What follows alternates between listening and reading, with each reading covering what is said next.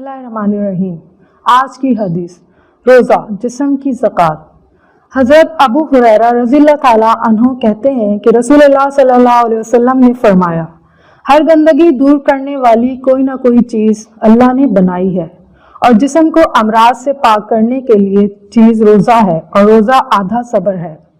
جدید تحقیقات کی روح سے تمام مسلم اور غیر مسلم ڈاکٹر اس بات پر متفق ہیں کہ اسلامی طرز پر روزہ رکھنے سے بہت سی مہلک بیماریوں سے نجات مل جاتی ہے، اور روزے کے نصف صبر ہونے کا مطلب یہ ہے کہ روزہ ایک ایسی عبادت ہے جو دوسروں عبادتوں سے زیادہ خالص اور شائبہ ریا سے پاک ہے، اس لیے اس سے نفس وغیرہ پر قابو پانے کی جو قوت حاصل ہوتی ہے وہ تمام دوسری عبادتوں سے حاصل ہونے والی قوت سے نصف حصے کے برابر ہوگی۔ واللہ اعلم۔